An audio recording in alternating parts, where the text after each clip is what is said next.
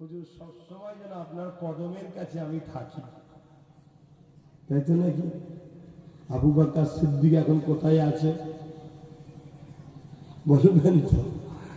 মদিনায় রওজা পাকের ভেতরে আছে না নাই? তাহলে কবুল হয়েছে না হয়নি? মহব্বত করে, নবীকে প্রিয়ার করে, ভালোবাসে, আদব করেন নবীকে, দুনিয়া আখেরাত সব পেয়ে যাবে। নবীর প্রেম ভালোবাসা তৈরি করুন। অনেক কষ্ট করেছে আল্লাহ নবী আমাদের জন্য। এতটা সহজে আপনার বেগুনগা ইসলাম আসেনে, এতটা সহজে আপনারা নামাদারি টুপি জুব্বাকে পেয়ে জানলে। অনেকটা কষ্ট করতে হয়েছে। আল্লাহ নবীর সাহাবাদের জীবন আদর্শ পড়লে দেখা যায় আল্লাহ নবীকে নবী বলার জন্য, আল্লাহকে আল্লাহ বলে মেনে নেওয়ার জন্য ইসলামের প্রাথমিক সময়েতে সাহাবাদের উপরে অনেক জুলুম অত্যাচার হয়েছে। এমনও জুলুম হয়েছে সাহাবাদেরকে গরম বাড়ির উপরে শুইয়ে দিয়ে বুকে ভারী পাথর চাপিয়ে দিয়েছে, রডকে গরম করে মুখে ঠেকিয়েছে। মুহাম্মাদের দল ছেড়ে দিয়ে মুহাম্মাদের দিকে দূরে সরে যায়। এই অত্যাচার জুলুম বুঝিন উদ্বাস সেইবা করেছে। তথাপি আমার নবীর সাহাবারা এইভাবে জুলুম সহ্য করতে করতে করতে শহীদ হয়ে গেছে, ইন্তেকাল হয়ে গেছে। তথাপি আল্লাহ ও নবীকে ছাড়েনে। আরো জোরে বলুন সুবহান। আজকে তো আমাদেরকে সামান্য ভিক্ষা দিলেই আমরা মসজিদ ছেড়ে পালাচ্ছি, অলি ছেড়ে পালাচ্ছি, মাদ্রাসা ছেড়ে পালাচ্ছি। কি করে না করে না, এ লক্ষণ কিন্তু ভালো নয়, পরিবর্তন। আল্লাহ ছাড় দিয়েছে, ছেড়ে দেয়নি, ধরবে আল্লাহ।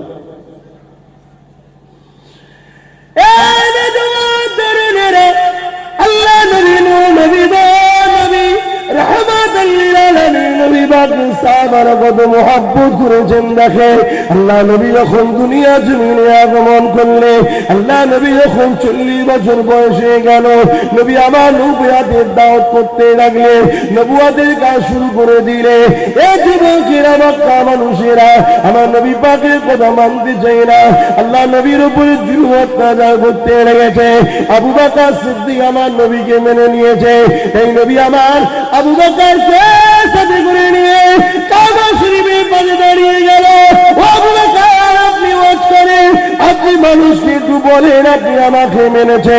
হযরত আবু বকর যখন মানুষকে লক্ষ্য করে বলতে লাগলো, এবার এলাকায় মানুষেরা ইনি আখিরি নবী হযরত মুহাম্মদ রাসূলুল্লাহ, ইনাকে তোমরা মেনে নাও, ইনি যেটা বলছে সত্য কথা বলছে। এই সময় জালিমেরা পাথর তুলে তুলে আবু বকর সিদ্দিককে মেরেছিল। আবু বকর সিদ্দিকের শরীরে রক্তটা কাবার জমিনের উপরে ঝরেছিল।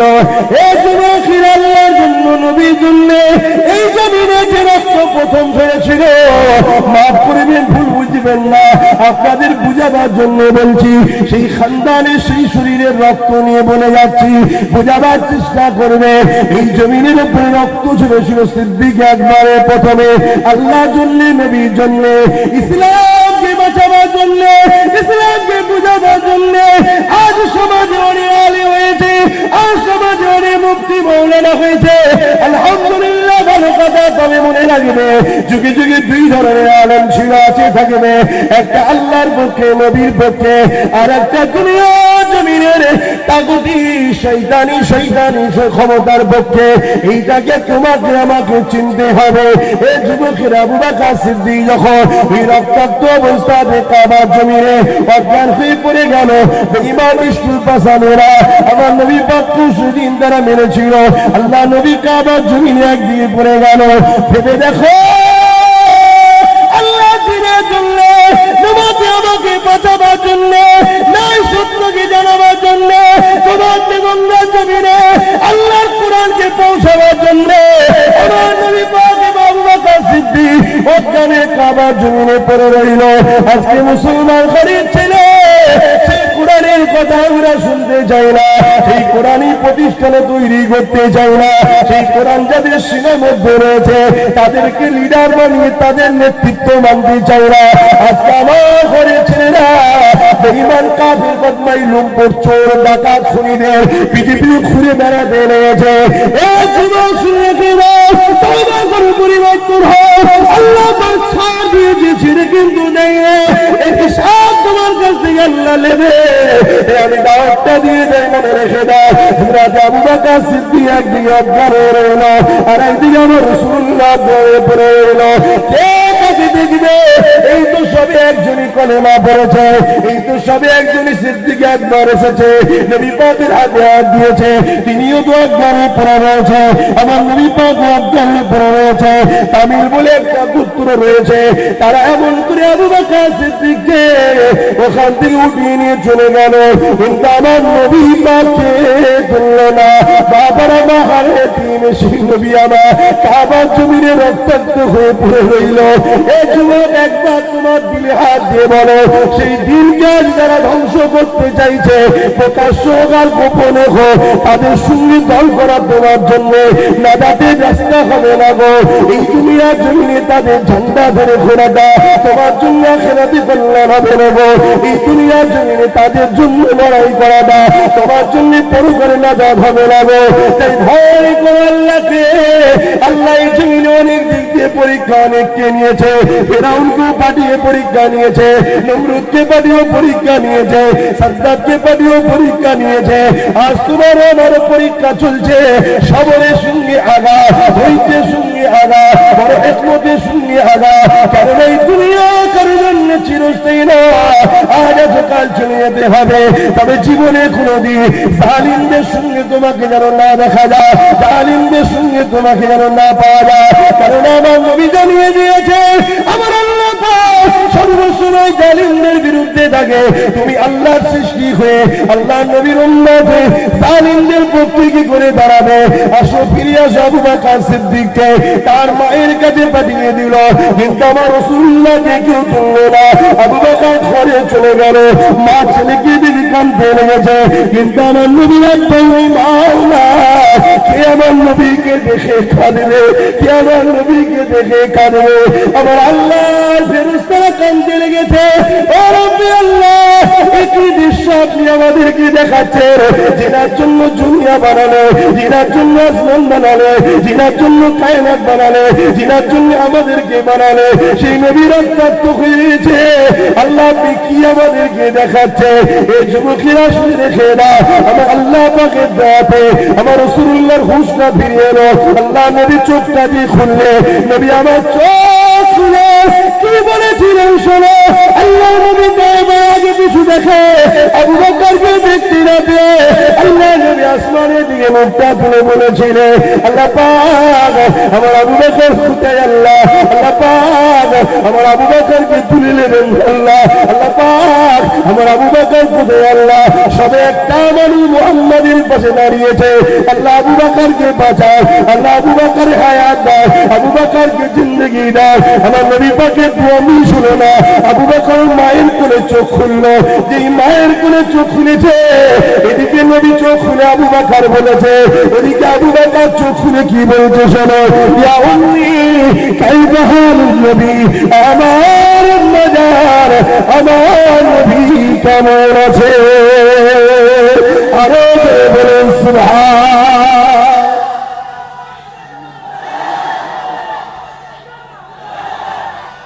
আরে না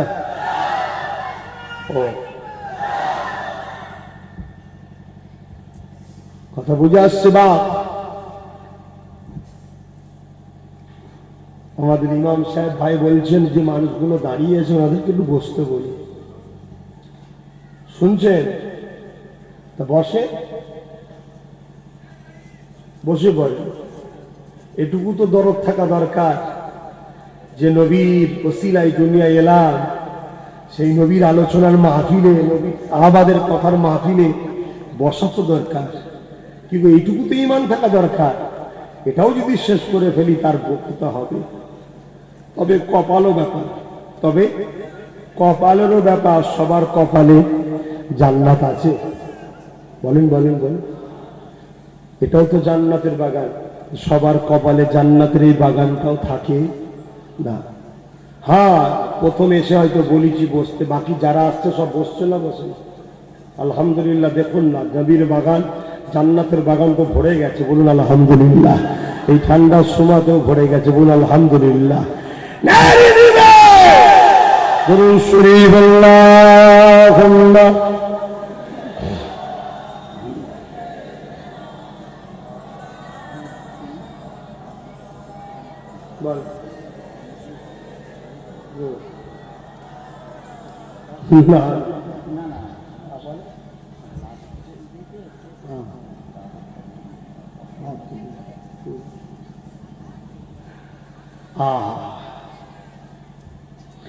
हाल दिल किसको सुनाए, आपके होते हुए। নবী যখন রয়েছে, নবী ছাড়া কাকে দিলের কথা শোনাবো? কি গো বলেন না গো? সেরেক টেরেক হয়ে যাবে নাকি? বুড়া সেরেক কাকে বলে সেটাই বলিনি, সেটা আবার বড় বড় ফতোয়া দিচ্ছে সেরেকে। আল্লাহ কোরআনে নিজে বলেছে, হাবিব যারা আপনার দরবারে আসবে, আপনার দরবারে এসে ক্ষমা চাইবে, আপনি যদি কারোর জন্য একটু ইশারা করে দেন যে আল্লাহকে ছেড়ে দেন না, আমি তাদেরকে মাফ করে দেবো। জোরে বলুন সুবহানাল্লাহ। অতএব যে যা ফতোয়া লাগাচ্ছে লাগাক না, আপনারা ফতোয়াই ভাবে যাচ্ছেন, নবীকে ভালোবাসবেন, এই হচ্ছে কথা। ফতোয়া আছে সেখানে দলিল লাগবে, দলিল কোরআনের দলিল, হাদিসের দলিল, ভালোবাসার দলিল লাগে। ভালোবাসা তো হয়, এটা অটোমেটিক হয়। যে যা ফতোয়া লাগাচ্ছে লাগাবে, যা ভালোবাসবেন, বাসছেন তো বেশি যাবেন, ঠিক না বেটি? হ্যাঁ, শুধু মনে রাখবে নবী আল্লাহ নয়, নবী আর আল্লাহ নবী নয়।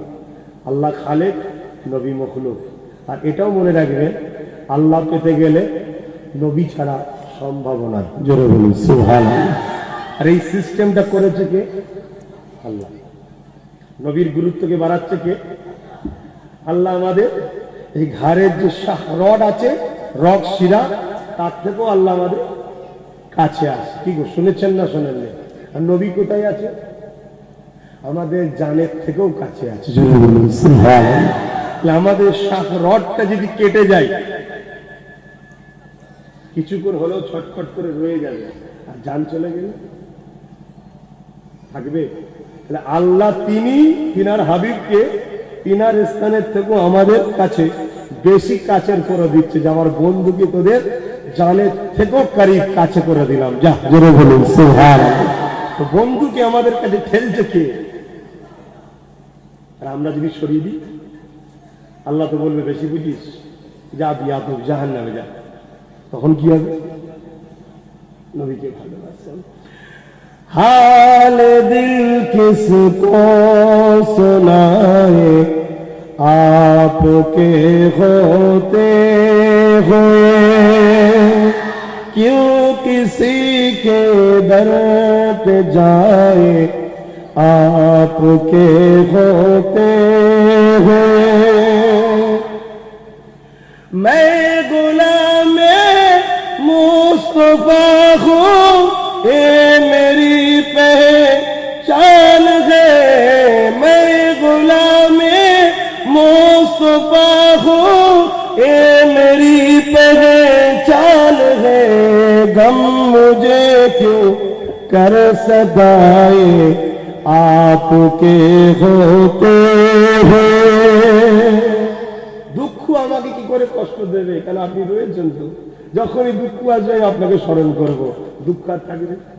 খিদা লাগলে নবী স্মরণ করবো। নবী 3 দিন পেটে পাথর বেঁধেছিল, আমি না একবেলা খাইনি, আর দুঃখ থাকবে? এই বলো, কোন জালিম জুলুম করলে নবীকে স্মরণ করবো? আরে আমাকে না একটু জুলুম করেছে, দোনো জাহানের সুলতানের উপর জুলুম হয়েছে। আপনাকে মহল্লা আজানটা হয়ে যায়, কটাই যাওয়া?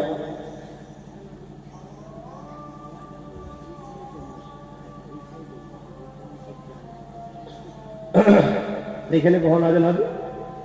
এখানে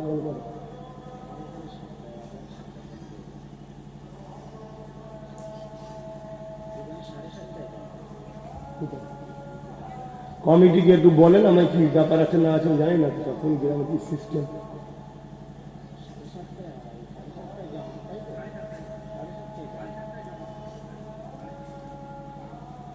তাহলে 7:30 পর্যন্ত করবো,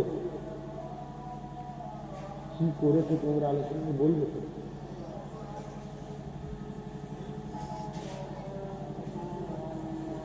সাল্লাল্লাহু আলাইহি ওয়াসাল্লাম।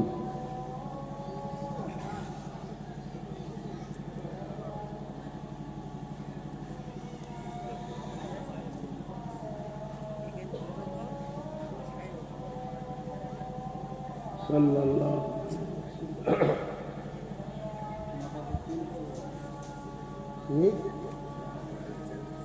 না আমার তার খবর থাকার কথা, কিন্তু তোমার নামাজটা কখন হবে জিজ্ঞেস করো, বল।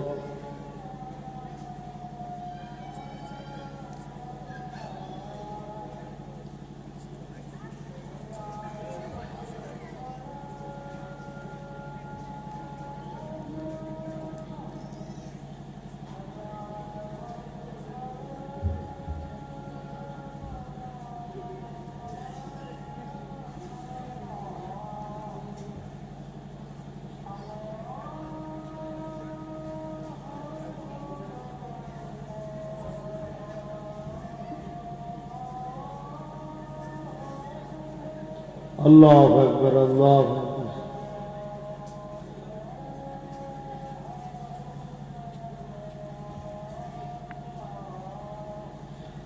اللهم رب هذه الدعوة محمد وسيلة الفضيلة والوسيلة محمد الذي درود شريف اللهم صل على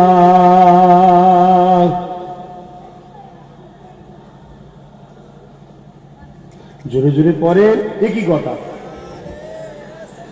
মাওলানা মুহাম্মদ আল্লাহুম্মা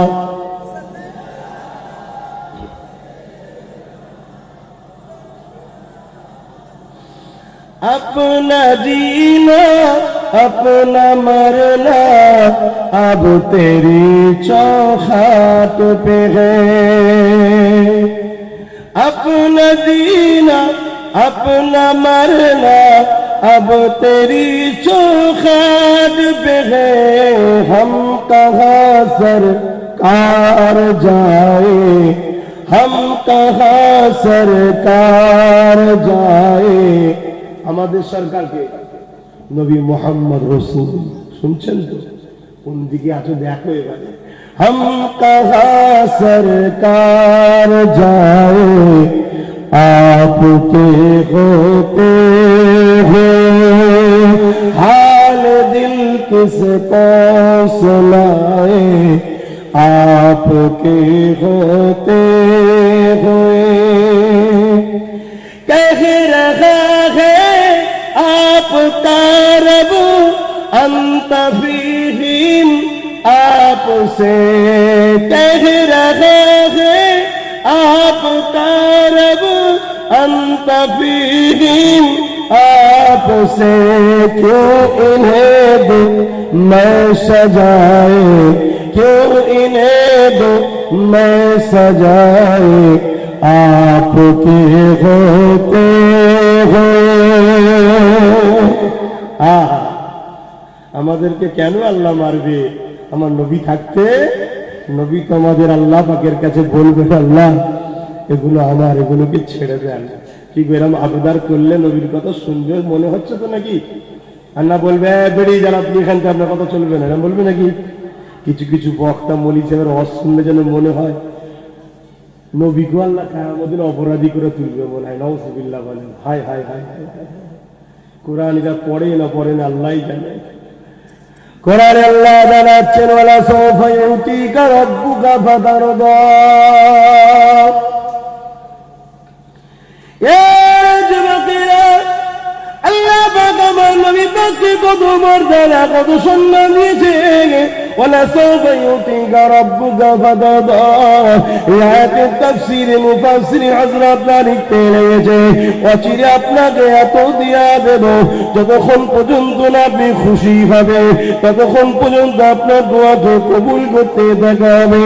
এই আয়াতে মুফাসসিরিনরা লিখতে লেগেছে, এটা ময়দানে মাশরের কথা বলা হয়েছে, অর্থাৎ ময়দানে মাশরে আমার নবী পাকের দোয়াকে আল্লাহ কবুল করতেই থাকবে। যতক্ষণ পর্যন্ত নবী খুশি হবেন, ততক্ষণ পর্যন্ত নবীর উম্মত উম্মতিদেরকে আল্লাহ পাক জান্নাতি বানাতে থাকবে। আরো জোরে বলুন সুবহান।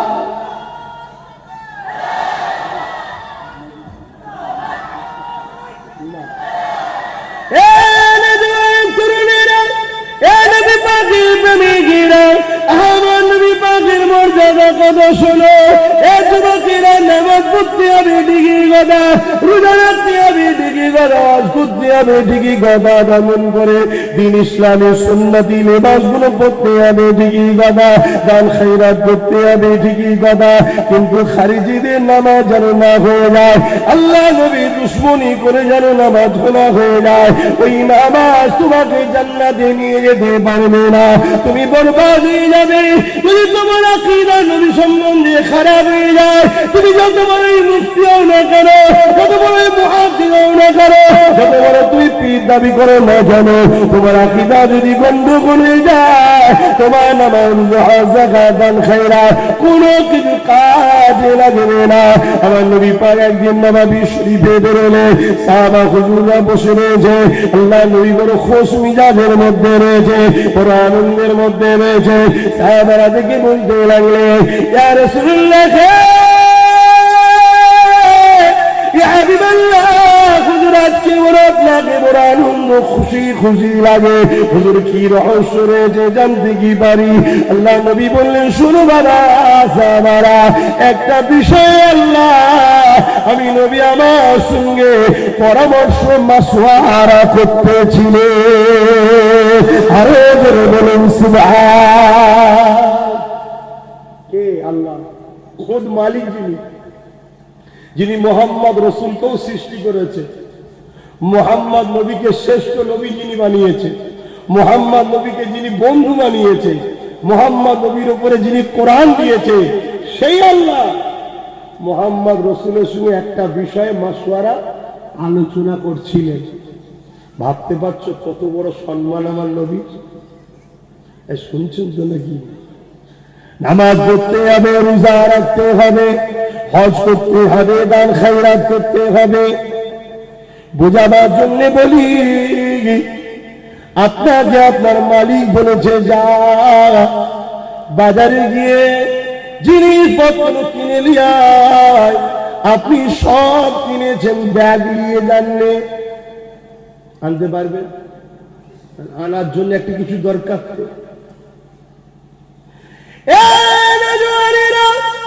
নামাজ পড়তে বলেছে আল্লাহ, রোজা রাখতে বলেছে আল্লাহ, হজ করতে বলেছে আল্লাহ, দান খয়রাত করতে বলেছে আল্লাহ।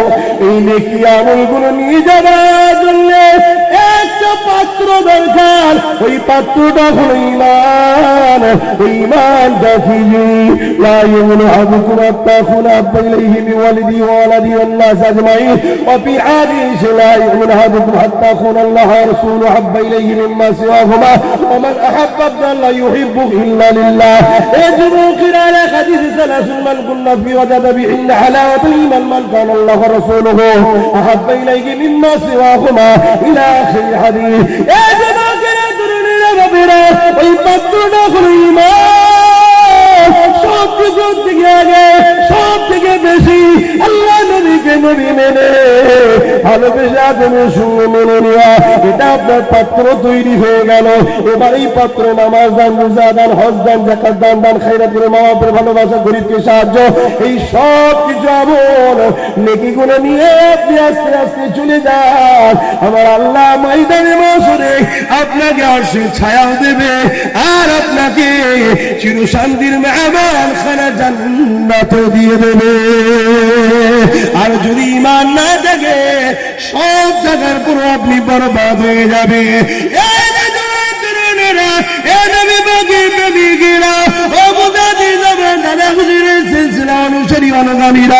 আলেমকে চিনবেন কি করে, বক্তাকে চিনবেন কি করে, কে নবীর পক্ষে কে নবীর বিরুদ্ধে চিনবেন কি করে? যার মাহফিলে বসলে, যার আলোচনা, যার বয়ান শুনলে, যার খুতবা শুনলে নবী পাকের প্রেম তোমার বাড়বে।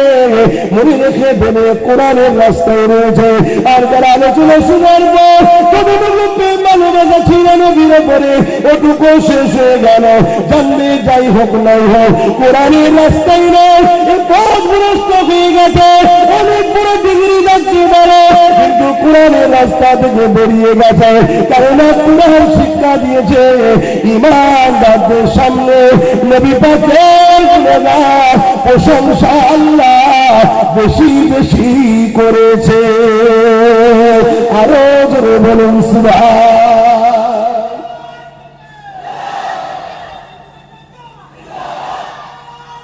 আল্লাহ। আমার নবী পাক সাহাবাদেরকে যখন বললেন যে একটা বিষয় আল্লাহ আমার সঙ্গে আলোচনা করেছেন, আর সেই আলোচনায় আল্লাহ আমাকে গুরুত্ব দিয়েছে। বলুন সুবহানাল্লাহ। আল্লাহ গুরুত্ব দিচ্ছে, ভাবতে পারছেন? হ্যাঁ, কতটা বড় খুশি হওয়ার ব্যাপার বলেন তো ভাই। খোদ কায়নাতের মালিক একটা দুটো পদওয়ালা লোক যদি আপনাকে কোনো জায়গায় ডেকে বলে, শোন না রে ভালো আছিস, আমি রাস্তায় যে তোমাদের কাউকে দেখে দাঁড়িয়ে যায়, আরে ভালো আছিস, কেমন আছিস রে, গায়ে মাথায় যদি হাত বলিয়ে দিয়ে আপনি খুশিটা ঠিক থাকতে পারবেন? বুকে হাত দিয়ে বলুন, ভালোবাসার মানুষরা বলুন, খুশি হবে না? হবে না? আল্লাহ 99 পদের মালিক, খোদ সৃষ্টিকর্তা, তিনি নবীর সঙ্গে আলোচনা করছে, আবার নবীকে এই বিষয়ে গুরুত্ব দিয়েছে। সাহাবারা তো শোনার জন্য বড় কাকুতি বিনতি করছে, হুজুর আমরা কি শুনতে পারি? তোমরা কি শুনবে? তোমাদের কি শোনার ইচ্ছা যাচ্ছে? কার কার ইচ্ছা যাচ্ছে একটু হাত তুলে সাক্ষী দাও। মারহাবা। আয় আল্লাহ আমরা গুনাহগার, হাত তুলে রাখবে। আয় আল্লাহ আমরা গুনাহগার, কিন্তু তোমার হাবিবের কথা শুনতে বড় ভালো লাগে। বলুন সুবহানাল্লাহ। হাত লাগা।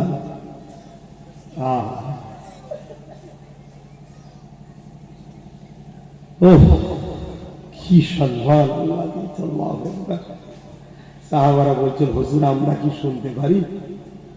আল্লাহ নবী বললেন শোনো বাবা সাহাবারা, আমাকে আমার আল্লাহ পাক বললেন হাবিব আপনার কত উম্মতকে জান্নাত দেবো বলেন। বললেন না সুবহানাল্লাহ। কি বলছে? কত উম্মতকে জান্নাত দেবো। আমরা উম্মতি কার? কার উম্মত? উম্মতি বলো রাসূল পাক সাল্লাল্লাহু আলাইহি ওয়াসাল্লাম। রাসূলকে জিজ্ঞেস করছেন কে? আল্লাহ। ভালো করে বুঝবেন যে হাবিব আপনার কত উম্মতিকে জান্নাত দেব বলুন। আপনি কততে খুশি? আপনার খুশির জন্য আমি করব বলুন। 1 কোটি, 100 কোটি, 200 কোটি, একটা প্যাকেজ থাকে না? কত বলো। আমার রাসূল পাক সাল্লাল্লাহু আলাইহি ওয়াসাল্লাম কি বলছে? আল্লাহ আপনি আমায় জিজ্ঞেস করছেন আমার উম্মতিদের কতজনকে জান্নাত দেবেন। আল্লাহ আমার উম্মতিগুলো আপনার কি হয়? বললেন না সুবহানাল্লাহ। আপনার তো বান্দা বান্দি হয়, সবটাকেও যদি দেন আপনার জিনিস দেবেন, আর সবটাকেও যদি না দেন আপনারই বান্দা বান্দি ধরা করবে। বলুন সুবহানাল্লাহ। আল্লাহ বড় খুশি হয়ে গেল। তারপরেও বলছে হাবিব তারপরেও তুমি বলো তোমার উম্মতিদেরকে কতজনকে জান্নাত দেবো। আমার নবী বলছেন সাহাবারা আমিও একটাই কথা বলেছি, আল্লাহ আমার উম্মতি, কিন্তু বান্দা বান্দি তো আপনারই। জোরে বলুন সুবহানাল্লাহ। আবার 3 বারে জিজ্ঞেস করেছে, আমি সেই 3 বারে একই কথা বলেছি, আল্লাহ বান্দা বান্দি তো আপনার, আপনি যা করবেন তাই হবে। জোরে বলুন সুবহানাল্লাহ। আমার আল্লাহ খুশি হয়ে যে বলুন হাবিব আমি বড় খুশি হলাম তোমার এই কথাতে, বলুন সুবহানাল্লাহ। তুমি আমার দিকে ঠেলে দিলে, তবে আমি তোমাকে দুটো গিফট দেব। কটা? দুটো। এই গিফটের মধ্যে একটা গিফট তোমাকে বাঁচতে হবে। দুটো গিফট দেবো, একটাকে বাঁচতে হবে। সাহাবা হুজুররা বলছেন, হুজুর এটাও কি জানতে পারি? আল্লাহ নবী বলছে, শোনো, আমাকে আল্লাহ দুটো গিফট দিল। একটা হলো প্যাকেজ। প্যাকেজ বোঝেন? একটা কোটা থাকে, 500, 600, 1000 কোটা। আর একটা হলো শাফাআত। বলুন মারহাবা। সাহাবা হুজুররা শুনছে। আল্লাহ নবী সাহাবাদেরকে বললেন, বাবা সাহাবারা, আল্লাহ বাড়ি দুটো কোটা দিলেন, দুটো প্যাকে দুটো তোফা দিলেন। একটা হলো শাফাআত, আর একটা হলো কোটা প্যাকেজ। মানুষেরা আল্লাহ নবীকে মনের মধ্যে রাখো, আল্লাহ নবীকে তোমার জিন্দগিতে রাখো, নবী পাককে মডেল বানাও, নবীর আদর্শে জীবন করো। তুমি আমি নবী ছেড়ে দিয়ে শয়তানের দলদাস হয়ে গেলাম, ইবলিসের দলদাস হয়ে গেলাম, নোংরা খারাপ দিকে চলে গেলাম। এটা তোমার আমার নবীর আদর্শ না। তোমার আমার জিন্দগি যেভাবে কাটাচ্ছ, এই জিন্দগি আমার নবীর আদর্শের জিন্দগি না। তুমি আমি সংসার যেভাবে করছি, আল্লাহ নবী এইভাবে সংসার করে নেব। তুমি আমি যেভাবে কারবার করছি, এই আদর্শ নবী পাকের নয় গো। তোমার আমার জিন্দগি চলার পথটা ভুল রাস্তায় হয়ে গেছে, মেন রোডে ফিরে আসো, না অ্যাক্সিডেন্ট হয়ে যাবে, বিপদ হয়ে যাবে। আল্লাহ নবী সাহাবাদেরকে বলেছিল, বাবা সাহাবারা, আল্লাহ পাকে দুটো তোফা দিলেন। একটা হলো শাফাআত, আর একটা হলো কোটা প্যাকেজ। 100 কোটি উম্মাহ, 200 কোটি উম্মাহ, 1000 কোটি উম্মাহ, কোনটা তুমি নেবে? আমার নবী বুকে তিনি সাহাবারা তাকিয়ে আছে।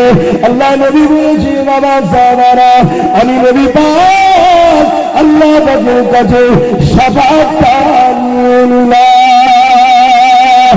আরো জোরে বলুন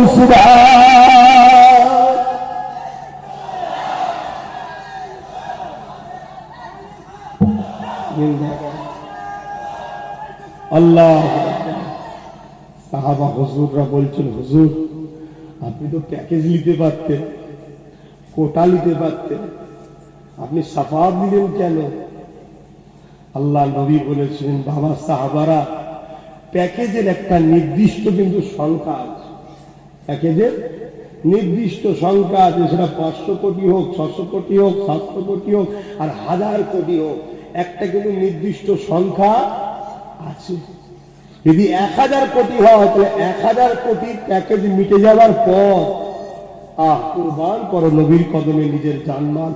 কি দয়ালু নবী পেয়েছো, কত ভাবে তোমার আমার কথা। আজও মদিনার জমিনে যিনি তোমার আমার জন্য কাঁদছে, সেই নবীর জন্য কি করবে? একদল মানুষ বললে তো খারাপ ভাববে, গোলডুজার আমার নবীর মাদ্রাসাকে ভাঙছে, আমার দেশে আছে না না। আর একদল মানুষ মাদ্রাসার শিক্ষককে বন্ধ করে দিয়ে মাদ্রাসাগুলোকে নীরবে ধ্বংস করে দিচ্ছে। এদের সবার লক্ষ্য একটাই, আমার নবীর দিনকে মিটাবার। আর আমরা তাদের পিছনে ছুটি সামান্য কিছু পেটের জ্বালা মিটাবার জন্য। এ পেট জ্বালা আল্লাহর বেরিয়ে দেবে। পরিবর্তন হও, পরিবর্তন হও। আল্লাহ নবী, নূর নবী, দয়া নবী, হায়াতুন নবী, শাফাআতুন নবী। নবী আমার সাহাবাদেরকে বলছেন, বাবা সাহাবারা, প্যাকেজ নিলে 100 কোটিও যদি নিতাম, 1000 কোটি যদি নিত, তাহলে 1000টা হয়ে যাবার পর ঠিক এমনই সময় যদি আমার একটা উম্মত এসে বলতো, ইয়া রাসূলুল্লাহ, আপনি আমার জন্য একটু সুপারিশ করেন, একটু বলেন না আল্লাহর কাছে, আমার কিন্তু দরজা বন্ধ হয়ে যেত, তাহলে 1000 কোটি হয়ে গেছে। আর সাহাবারে, শাফাআত নিচে আনলিমিটেড। আমি যতক্ষণ খুশি, যতদিন খুশি, যখন খুশি চাইবো, তখনই আল্লাহ পার করবে। জোরে বলুন সুবহানাল্লাহ, আরো জোরে বলুন সুবহানাল্লাহ, আরো খুশিতে বলুন সুবহানাল্লাহ। নারে দিবে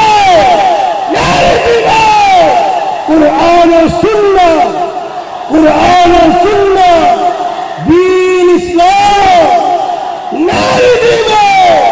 দাদা পীরের হক সিলসিলা আহলে সুন্নাত ওয়াল জামাত ভারতবর্ষ নারী দিব।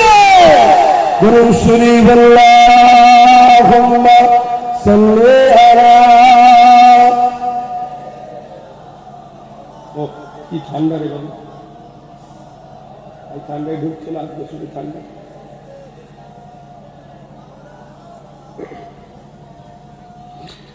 एक मैं ही नहीं उन पर कुर्बान जमाना है। आरो जोरे बोलूं सुभान अल्लाह। ফেরেশতারাও পাগল আমার নবীর জন্য। কি গো, ফেরেশতারাও আমার নবীর জন্য পাগল। হাজার বাসা শীন ইনসান পাহাড় পর্বত সবাই আমার নবীর জন্য পাগল। জোরে বলুন সুবহানাল্লাহ। আল্লাহ নবী শুনে এক সাহাবী সফরে যাচ্ছে, আল্লাহ নবী বললেন যে আমাকে একটু প্রয়োজনে সাড়া দিতে হবে। বুঝতে পারছেন তো? আল্লাহ নবী বলে ওই যে দুটো গাছ দেখছো, ওই দুটো গাছকে যে বলো মুহাম্মদ রাসূল ডেকেছে, উনি প্রয়োজন মিটাবে, তোমাকে ডাকছে ছায়া করতে। আল্লাহ নবী সাহাবা বলছেন হুজুর আমি অবাক হয়ে গেলাম যে শুধু বলতে দেরি জমিন ফেটে গাছগুলো এসে আমার নবীকে ঘিরে ছায়া করে দিল। হাদিস বলছি কল্পনা কি বলছি, এইসব ওয়াজগুলো শোনায় যারা শোনাবে বেশি বেশি করে জানবে এরা যাই হোক নাই হোক নবীর পক্ষে আছে। আর এইগুলো থেকে যারা পাশ কেটে কেটে চলে যায় শুধু ত্রুটি খুঁজে নবীর, নবীর ভুল খুঁজে বেড়ায়। ভুল তো নাই, শয়তান যতই বলুক না কেন, জানলে ওগুলো হচ্ছে মুনাফিক বক্তা। কি বলবে? তাদের সহবতে বসা ইসলামে হারাম, আর তাদের সঙ্গে যদি দুনিয়ায় থাকো পরকালেও জাহান্নামে থাকতে হবে। আবার অনেকে বলবে শুধু নবী নবী প্রেম করলে হবে, নামাজ নেই, রোজা নেই, হজ নেই, যাকাত নেই। ইও জানবেন গুস্তাখে রাসূল। এই বদমাইশ, তুই ওরকম করে বললি কেন? তুই তো বলতে পারতিস নবী নবী নবী নবী যেমন করছো আলহামদুলিল্লাহ ভালো কথা, তোমার নবী তো নামাজ পড়লে খুশি হয়, নামাজটা পড়ো আরো খুশি হবে নবী। এইভাবে ঘুরিয়ে বললে হতো না? এই হতো না? হতো না? ও বদমাইশ বলবে না, ও নবী নবী করলে হবে, তার মানে সুযোগ খুঁজছিল। কথা বুঝে আসছে না? শয়তান চিনার রাস্তা। তোমরা তো আম মানুষ বুঝবে না, হয়তো বললে আমার ইখতিলাফ তৈরি হবে, তারপর আমার পিছনটা আবার লেগেও পড়ে আছে, অনেকে কেটে কুটে আবার ছেড়ে দেবে। নামাজ দিয়ে মুমিন চিনা যায় না, নামাজ দিয়ে মুমিন চিনা যায় না, রোজা দিয়ে মুমিন চিনা যায় না, আল্লাহকে মাপকাঠি করো মুমিন চিনা যায় না। মুমিন চিনতে গেলে মুহাম্মদ রাসূলের ছাঁচে ফেলতে হয়। শুনছেন না? শোনেননি? আল্লাহ নিয়ে কারো ইখতিলাফ আছে? এই যুলখাইসরা তামিমি আল্লাহ নিয়ে ইখতিলাফ করেছিল? রাইসুল মুনাফিক আব্দুল্লাহ ইবনে উবাই নবীর পিছনে দাঁড়িয়ে নামাজ পড়ছো, আল্লাহকে নিয়ে ইখতিলাফ করেছিল? যখনই নবীর সম্মানের ব্যাপার এলো, এত সম্মান করতে হবে কেন? মুনাফিক চিনা গেল। কথা কিছু বুঝতে পারছেন না? ভুল বুঝলেন আবার? কি গো আমার বাপ জানে না? ভুল বুঝছেন না তো? খুব ভালো করে বুঝুন আব্বা যান। আমি একটা ছোট্ট কোরআনের কথা বলে যাচ্ছি। আল্লাহ নিজে বলছে। কোরআন কার কথা? আল্লাহর কথা।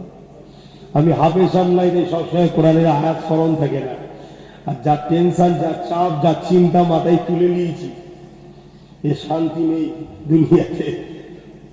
কথা বুঝে আসছে? আল্লাহ বা কোরআনের মধ্যে বলছে, এ বিশ্বের মানুষ, তোমাদের গলার আওয়াজ যদি আমার নবীর গলার আওয়াজের থেকে বেশি হয়ে যায়, তোমাদের জিন্দেগির আমলকে আমি বরবাদ করে দেব। ধরুন কেউ 60 বছর নামাজ পড়েছে, 50 বার হজ করেছে, 60 বছর রোজা রেখেছে, এত কিছু আমল করেছে, শুধু একবার নবীর গলার আওয়াজের উপরে আওয়াজ চলে গেছে, তার আমলগুলো কি হবে? কে বলছে? আমি বলছি। কে বলুন বলুন? আল্লাহ বলছে।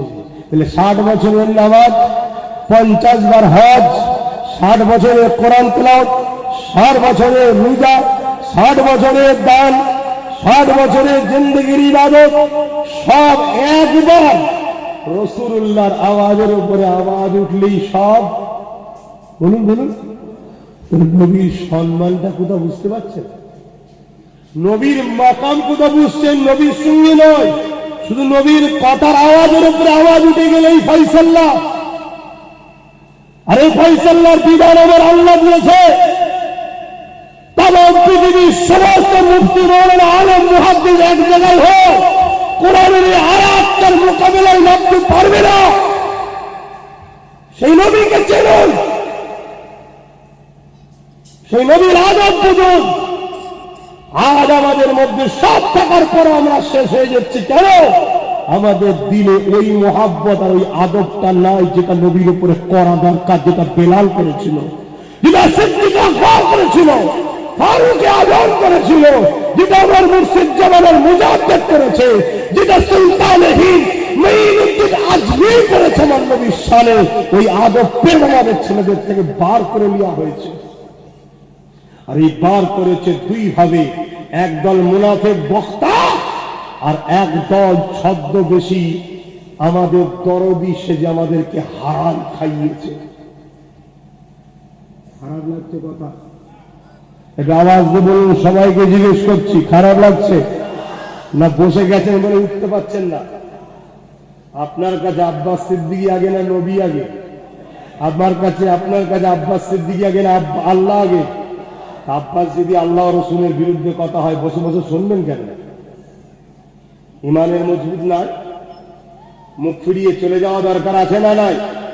আর যদি পক্ষে কথা হয়, একটা চুল পরিমাণ টু শব্দ করলে তোমার লাইফ দুনিয়া আখিরাতের বরবাদ হয়ে যাবে। কেন? মুখটা আমার, কথা তো আমার নয়। শুনছেন তো নাকি? যদি বিরোধী হয়, যেমন মুখ ফিরিয়ে চলে যাওয়া দরকারে, আব্বাস আমার চলবে না। কেন? আমার কাছে আল্লাহকে নবী আগে, আব্বাস আগে নয়। আর যদি আল্লাহ নবীর পক্ষে হয়, একটা টু শব্দ করার আর জায়গা আছে? বোঝো আমার কম, বোঝো। আজ থেকে 100 বছর আগে পৃথিবীর স্টাইল ছিল আলাদা। এই 100 বছরে পশ্চিমা দুনিয়ার হাতে পৃথিবী চলে গেছে। পশ্চিমা দুনিয়ার মূল লক্ষ্য হলো আমাদেরকে উলঙ্গ করা, বিহায়া তৈরি করা, সুদখোর বানানো, গেদাখোর বানানো, আল্লাহ ও নবীর বিরোধী তৈরি করা। আমরা সেই দিকেই যাচ্ছি। দ্রুত আমাদের ছেলেগুলো জাহান্নামের দিকে চলে যাচ্ছে। আল্লাহর কাছে দোয়া আছে, আল্লাহ আমাদেরকে নবীর প্রেম ও আদব করে ফিরে আসার তৌফিক দান করুন। আল্লাহুম্মা আমিন। আরো জোরে বলুন আল্লাহুম্মা আমিন। কথা বাড়াবার সময় নেই, সালাম দেবো। ইয়া নবী সালাম, ইয়া রাসূল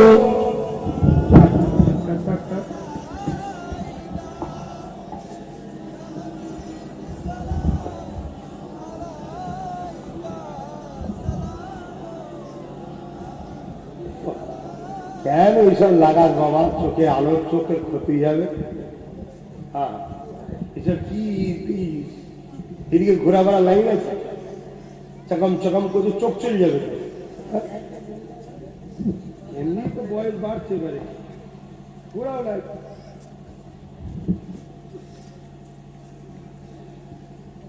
দাঁড়ালেন কেন?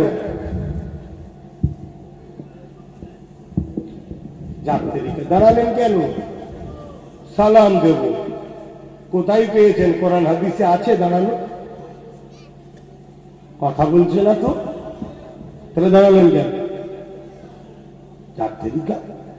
আপনাদের থেকে কি সাহাবারা কম ভালোবাসা বুঝতো? এসব কথা শোনা যায় না, যায় না? হ্যাঁ, তাই জিজ্ঞেস করছি। আমি দাঁড়িয়ে গেছি রে বাবা, আমি তো তোদেরই দলে। বলেন দাঁড়ালেন কেন? আপনাদের থেকে কি সাহাবারা কম প্রেম করত? তারা কি দাঁড়িয়েছে? উত্তর দিতে পারছেন না। এই জন্য তো ঠকে, এই জন্যই ঠকে। একটু ঘরে বসে বসে বই পড়বেন, মোবাইল না ঘেটে। আপনাদের পীর মুর্শিদরা যেসব কিতাব লিখে গেছে, বসিরহাটের বড় মাওলানা রুহুল আমিন সাহেব কম দলিল দিয়ে গেছে। ওই কিতাবগুলো যদি আজকে ঘরে ঘরে বসে বসে কেউ পড়ে না, বড় মুফতিরা পর্যন্ত তার কাছে বসতে পারবে না, ভয়ে পালাবে, মনে হয় মিশার ফাঁড়া হয়ে এসেছে। এত শিখলো কি করে, এত দলিল দিয়ে গেছে। মুফতি আজম মেজর হুজুর পীর কেবলা কিতাব লিখে গেছে, এত দলিল দিয়ে গেছে, পড়েন না। সর্বপ্রথম শোনো, শরিয়াতের দলিল কটা বলো? 4টি। তাহলে যদি কেউ বলে কোরআন হাদিসে আছে, তাহলে তার এই প্রশ্নটাই ভুল। আপনাকে বলা দরকার শরিয়াতে আছে কি? কোরআন, সুন্নাহ, ইজমা, কিয়াস, অর্থাৎ ফিকহ শরীফ, 4টের মধ্যে আছে কি? এটা প্রশ্ন তাহলে ঠিক হতো। শুনছেন? দ্বিতীয় নম্বর কথা, যদি সরাসরি কোরআন হাদিসে থাকতো, তাহলে এই ইখতিলাফটা কি তৈরি হতো? বলুন, নামাজ নিয়ে ইখতিলাফ হয় কেন? হয় না? সরাসরি কোরআনে আছে না, তাহলে ইখতিলাফ কেন হয়? সরাসরি নাই, কিন্তু কোরআনে আছে। কোথায় আছে? কোরআনে।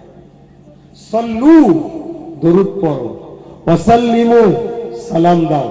সালামের পর একটা কথা আছে, কি জানো? বলবেন না? এই আয়াত তো সবাই শুনেছেন, বল। হ্যাঁ বলবেন তো। তসলিম, এই তসলিমা মামানা सबसे अफजल, सबसे आला, आदब के साथ सलाम भेजिए। बोलिए सुभान अल्लाह। ताजीम आदবের সাথে সবথেকে উত্তম ভাবে নবীকে সালাম দিবার কথা বলেছে। দরুদের বেলায় কি দরুদ বলেন? কেন? दरूद पढ़ने से उजरत सवाब नेकी मिलते हैं, मगर सलाम जब भेजते हैं रोज़ा अक़दास से आका जवाब देते हैं। हमारे नबी हमारी सलाम की जवाब देंगे, हम कहेंगे सलात वस्सलाम अलैका रसूलुल्लाह, और या नबी सलाम अलैका, उधर से आका जवाब देंगे व अलैकुम अस्सलाम व रहमतुल्लाहि व बरकातुहू। हम बैठ के क्यों लेंगे, हम खड़े होकर आका की जवाब लेंगे। जरूर बोलिए सुभान अल्लाह, आरो जरूर बोलिए सुभान अल्लाह। কিছু মানুষ বলতে পারে যে নামাজে তাহলে বসে সালাম দেওয়া হয় কেন? নামাজের আদবের জন্য ওখানে বসে দেওয়া হয়, নামাজকে ওখানে গুরুত্বটা বেশি দেওয়া হয়। জোরে বলুন সুবহানাল্লাহ।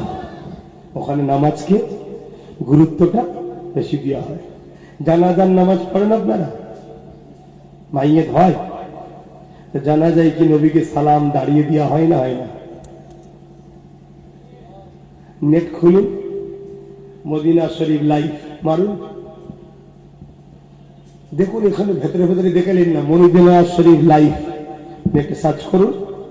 বাবু সালাম বলে একটা গেট আছে, যেখান থেকে লক্ষ লক্ষ লোক হজে যাচ্ছে। কেউ হাজি আছে? আপনি হজ করেছেন? কেউ হাজি আছে? এখন আমি যদি বলি, আমি তো নিজেই তো বলছি, কি করে হবে? আমাকে আল্লাহ লিখেছে। যাই হোক, কারণ কেউ একজন থাকলে ভালো হতো।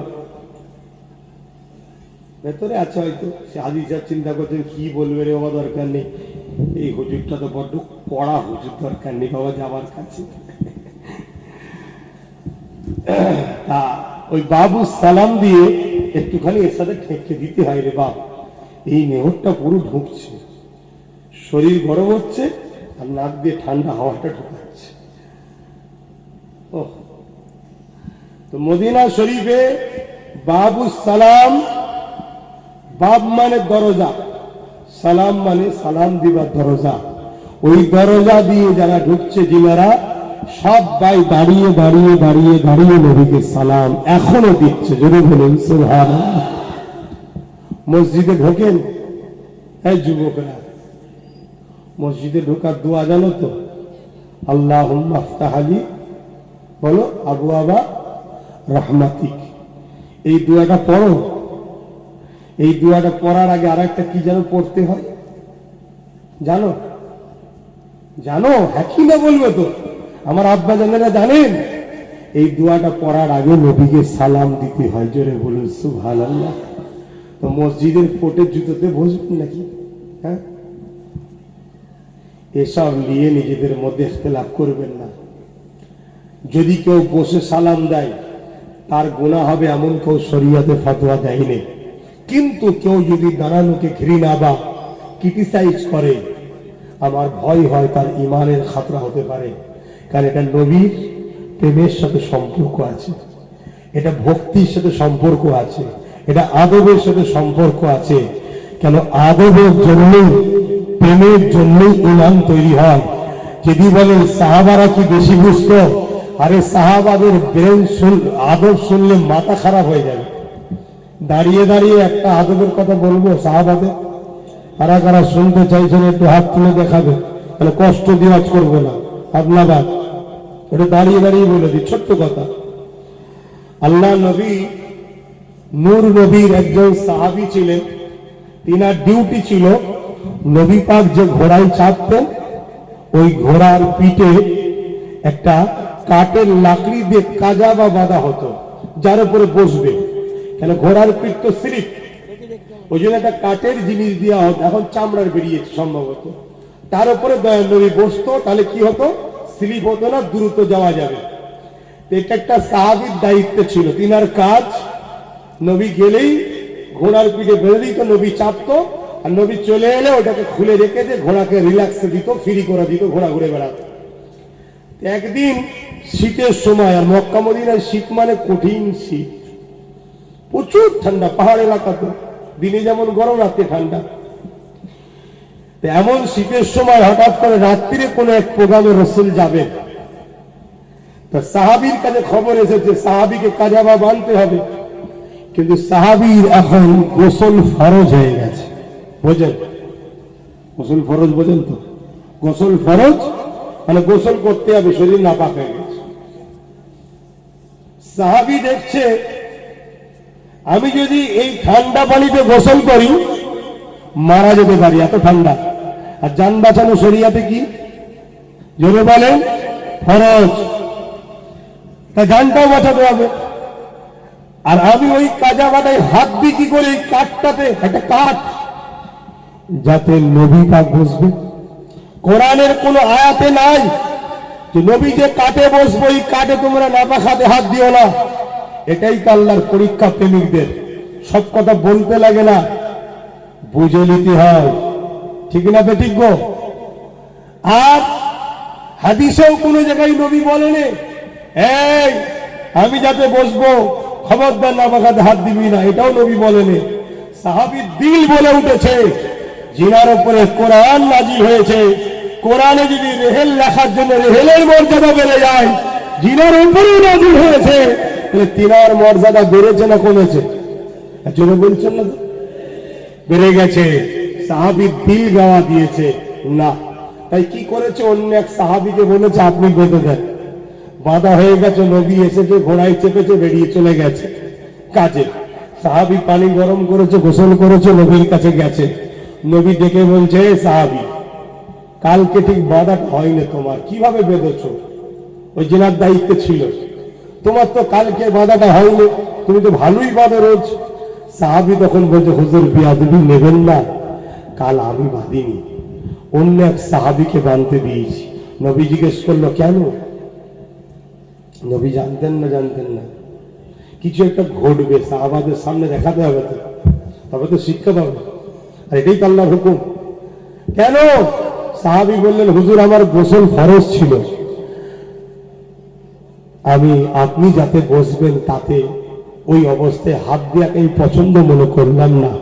ঠান্ডা ছিল, পানি গরম করতে দেরি হয়ে যাবে, তাই অন্য সাহাবীকে বলেছিলাম।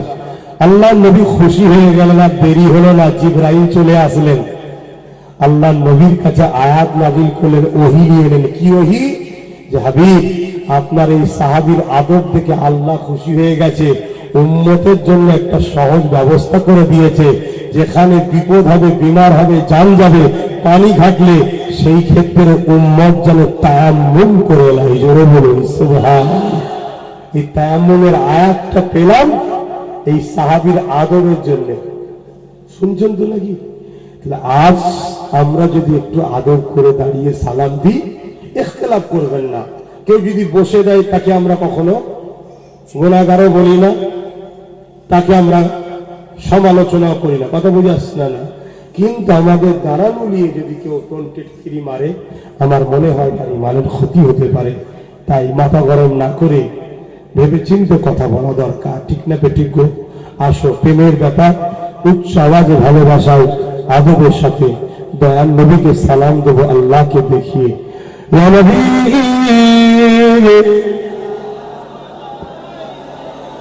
ইয়া রাসূল ইয়া হাবিব সালাম কঠিন হাসরের দিনে কি আছে মনে এ কপালে গুনাহগার উম্মাহ হাত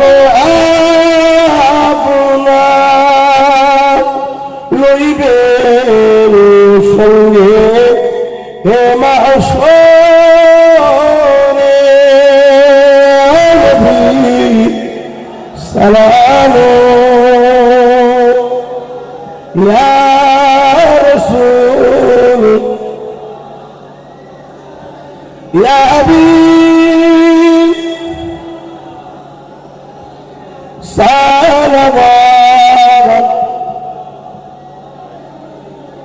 ইয়া নবী মদিনা হতে সব কিছু পারে এ দেখিতে মোদের লাশ কবরে রাখিলে লইবে আপন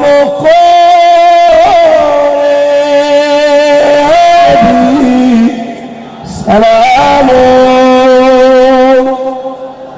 ইয়া রাসূল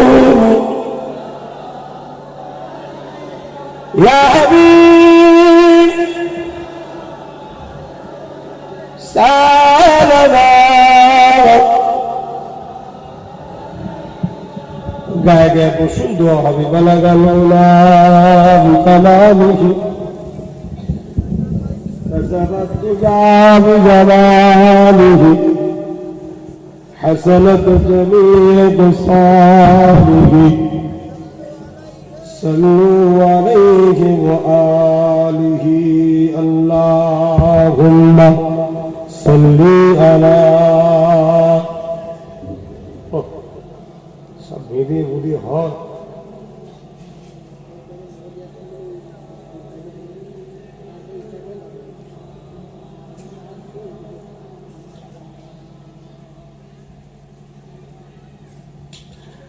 যাদের হৃদয়ে আছে আল্লাহর ভয়, তারা কখনো ভুলে যায় না আল্লাহর প্রেম ছাড়াই দুনিয়া কারো কাছে কোনো কিছু চাই না। যাদের হৃদয়ে আছে আল্লাহর ভয়, তারা কখনো ভুলে যায় না।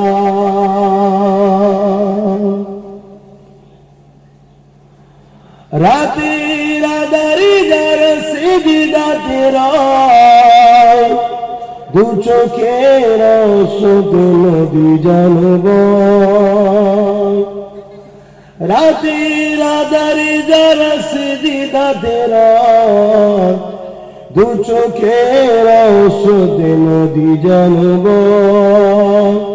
ছলনার চলি যত আসো, ছলনার চলি যত আসো, পিছনে ফিরো তাকায় না। যাদের হৃদয়ে আছে আল্লাহর ভয়, নবী ভুলে যাও না আল্লাহুম্মা সাল্লি আলা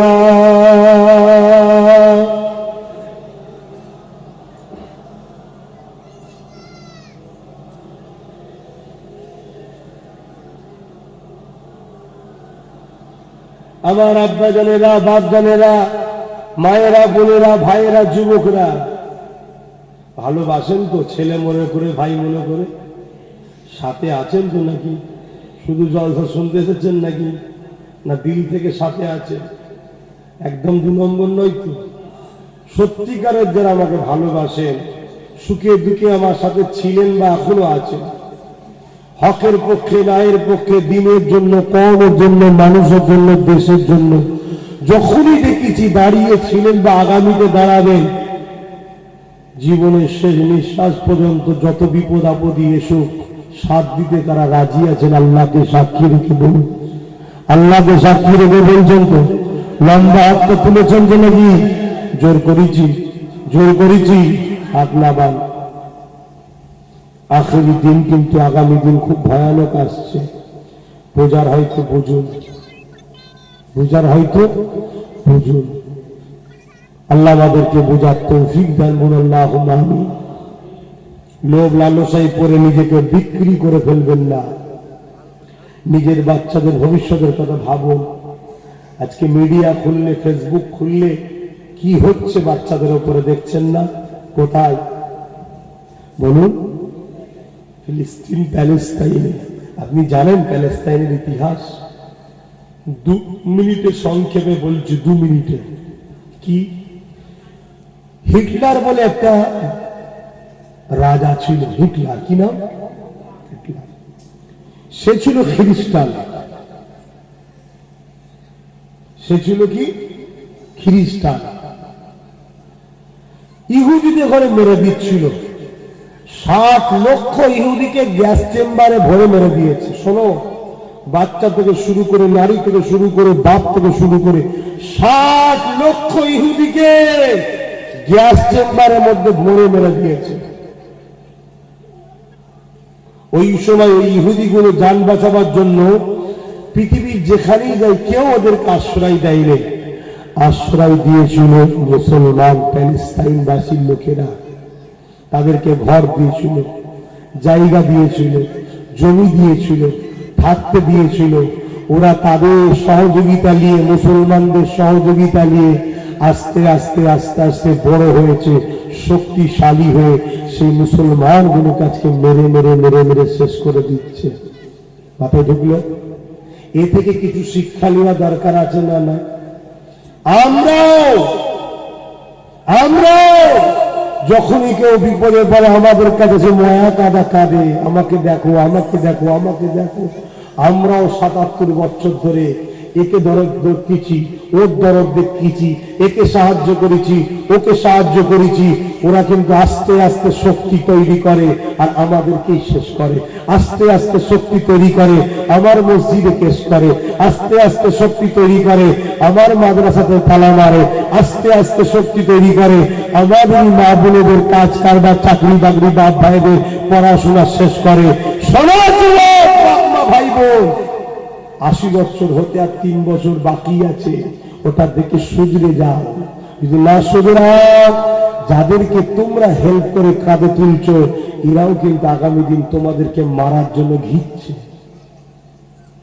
শুনছেন না? শোনেন? এই কথাটা বলাতে যারা তোমাদেরকে মিটাতে চায় তারা আমার বন্ধু হলো না দুশ্মন হলো? তোমাদের বাঁচাতে গিয়ে আমার দুশ্মন বাড়ছে না, কমছে? তোমরাও যদি আমাকে দুশ্মন মনে করো তাহলে তুমি শেষ। দুঃখ লাগবে না? লাগবে না? অতএব বাপ মনে রাখবে, মুরগি ধরতে গেলে চাল ছড়াতে হয়, মোরগ ধরাতে গেলে চাল ছড়াতে হয়। মানুষ যদি হও, চাল ছড়ানো খেতে যেওনি।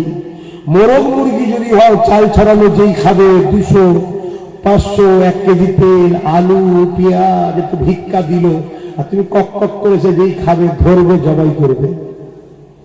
শুনছেন না? শোনেননি? সুধরে যাও, সুধরে যাও। নিজের ঘরে খাবার ছিল না, উজুর পানি ছিল না, চলো যা খুশি করেছো। আল্লাহ যখন কোরআন বংশের বাচ্চাকে আমাদের কাছে দিচ্ছে, আমরা লোভ না মাথায় রেখে দিও, খুব সাবধান হও। ৭৭ বছর ধরে বাপও বোঝার চেষ্টা করেছে, লাভ কিছু করতে পারেনি, আমরাও বোঝার চেষ্টা করলাম, হলো কি? একবার বিশ্বাস করবে না এই নবী বংশের আওলাদদের উপরে? কি গো, মনে রাখবে, খুব সাবধান হও। সমাজে অনেক রকম চক্রান্ত চলছে। কিছু বক্তা মুলি সাহেব বেরোবে, হতভাগা আকবরের নাম শোনেন না? আকবরের পাশে কি মুফতি মওলানা ছিল না? প্রচুর ছিল। মোজাদ্দেদ আল পেশানি আকবরের বিরুদ্ধে লড়েছিল। মোজাদ্দেদ আল পেশানি কে জানো? আমার দাদু হযরতে হাজী মুস্তফা মাদানী রহমাতুল্লাহ আলাইহি, মেদিনীপুরে যিনি টাউনে মাদার আছে, নাম শুনেছো তো?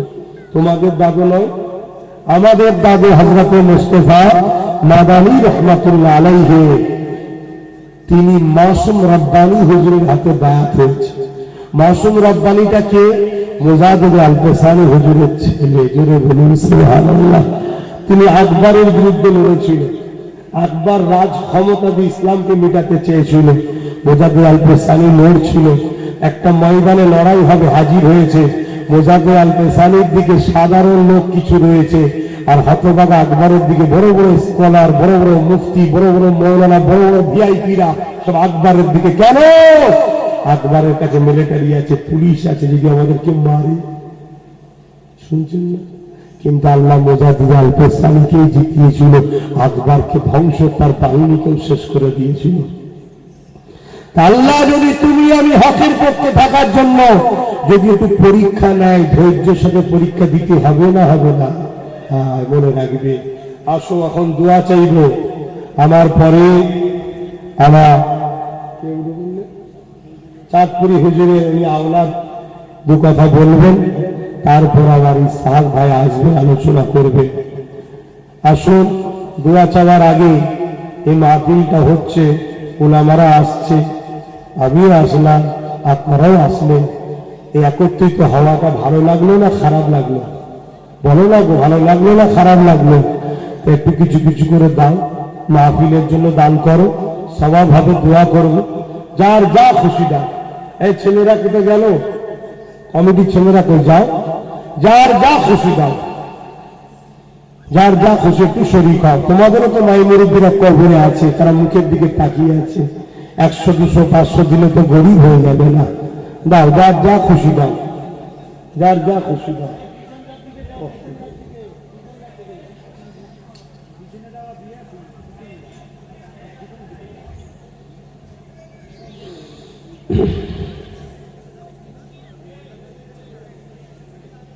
প্রতি শুক্রবার দিন ঘরে থাকি, যার যা দরকার শুক্রবার দিন যাবেন, সকাল 10টা থেকে 12টা দেখা সাক্ষাৎ হবে।